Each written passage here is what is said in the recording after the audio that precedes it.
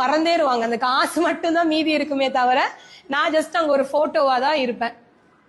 அது கூட எத்தனை பேர் வீட்டுல வச்சிருப்பாங்கிறது நமக்கு தெரியாது.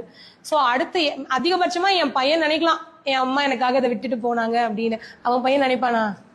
நம்ம எப்ப யாருன்னே தெரியாது. சோ அப்போ அந்த பணம் சம்பாதிக்கிறதுக்காக நம்ம இங்க பிறக்கல. பணம் சம்பாதிக்கிறது நம்மளோட தேவைக்காக. பணம் இல்லைன்னா இங்க எல்லாமே கஷ்டம், எதுவுமே நமக்கு கிடைக்காது. அந்த தேவையை பூர்த்தி செஞ்சுக்கிறதுக்காக தான் நீங்க பணம் சம்பாதிக்கிறீங்க. பட் உங்களோட ஃபர்ஸ்ட் கோல் என்னவா இருக்கணும் அப்படின்னா, நீங்க நிம்மதியா இருக்கிறது. நீங்க நிம்மதியா இல்லாம பணம் சம்பாதிச்சு பிரயோஜனமே கிடையாது. யாருக்கும் இங்க நம்ம ஒண்ணுமே விட்டுட்டு போகணுங்கிற அவசியமே இல்லை. எல்லாரும் இந்த உலகத்துல வந்திருக்காங்க, அவங்களுக்கு என்ன தேவையோ அவங்கவுங்க சம்பாதிச்சுப்பாங்க. நீங்க வாழ்றதுக்கு என்ன வேணுமோ அதுக்காக ஓடுங்க. என் பையனுக்கு சேர்த்து வைக்கணும், என் பேரப்புள்ளிக்கு சேர்த்து வைக்கணும், அவங்களுக்கு சேர்த்து வைக்கணும், இவங்களுக்கு சேர்த்து வைக்கணும்லாம் நீங்க ஓடாதீங்க. அது அவங்க ஓடட்டும். சேர்த்து வச்சுட்டீங்கன்னா அப்புறம் அதோட அருமை யாருக்குமே புரியாது. இன்னைக்கு எங்க அம்மா எனக்கு எதுவுமே சேர்த்து வைக்கல. இப்ப எனக்கு அந்த ஒரு ரூபாயோட வேல்யூ எனக்கு புரியுது. நான் எல்லாமே கொடுத்துட்டு போயிட்டேன்னா என் பையனுக்கு என்ன புரியும் அதோட வேல்யூ?